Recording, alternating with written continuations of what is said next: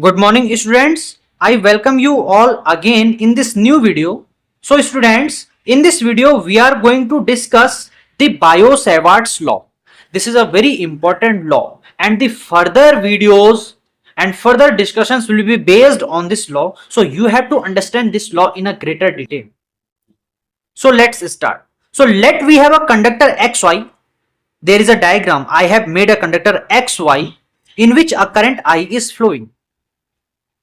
Let us take a small length element of this conductor, that is dl element. I have taken a small length element of this conductor which is represented by dl. Let's suppose at a distance r from this length element there is a point P on which I have to calculate the expression for the magnetic field. The position vector of this point P from this length element is represented by r vector, and there is an angle of theta between this dl and this r vector.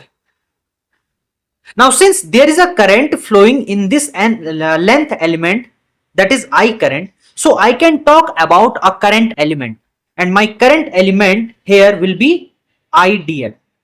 IDL is my current element. So due to this current element, this small current element, there will be a magnetic field at this P point, and that magnetic field will be also small. So for small magnetic field, I use a symbol that is dV vector. Here this cross is representing the direction of this magnetic field which is going into this space. If this tip of this pen is showing the direction of the magnetic field, then this tip is into this space, means magnetic field at this point P point due to this current element is in this direction, that is into the space. Now according to Biot-Savart's law, what Biot-Savart's law says that the magnetic field produced by this small current element, that is IDL, will be directly proportional to the current which is flowing in this length element. It is also directly proportional to the length element. The magnetic field at the P point is also inversely proportional to the square of the distance. If I combine these three in one, then I will get that dV is proportional to I dl divided by r square. Now if I want to remove this proportionality symbol, then I have to introduce a proportionality constant, and here the proportionality constant is this, that is mu naught upon 4 pi. So here my proportionality constant is mu naught divided by 4. Now let us represent this formula, this expression in vector notation. So in vector notation, the formula is like this, that is dV vector is equal to mu naught divided by 4 pi, which is my proportionality constant, I dl vector cross r vector divided by r cube. This is the expression for calculating the magnetic field at a particular point due to a current element. This is a very important point here, that is this expression is only for current element. Firstly you have to choose a current element. This expression is not giving you the magnetic field due to the whole wire. Means the magnetic field at this P point which I have derived here is not due to this whole wire. The magnetic field at this point is only due to this current element. Okay, and if I want to calculate the magnetic field for the whole wire, then I have to integrate this equation. Now let us understand the meaning of these terms in this expression. So here mu naught divided by 4 pi is your constant of proportionality. I is the current which is flowing in that length element. Here dl vector is the length vector or length element vector. Here r vector is the position vector of that point where I want to calculate my magnetic field, and r is the magnitude of the distance of that point from the length element. So this is a very important relation. Now if I want to calculate the direction of this magnetic field, so I can easily say that from the rule of vector cross product that the direction of this magnetic field will always be perpendicular to the plane in which these two vectors are lying. Means the direction of this magnetic field is always perpendicular to both dl vector and r vector. And you can also use here your right hand rule, which I have already described in previous videos. What right hand rule says that? It says that put the fingers of your right hand in the direction of this length vector element and curl it towards the r vector. So your thumb will represent the direction of the magnetic field. So I can show it to you here.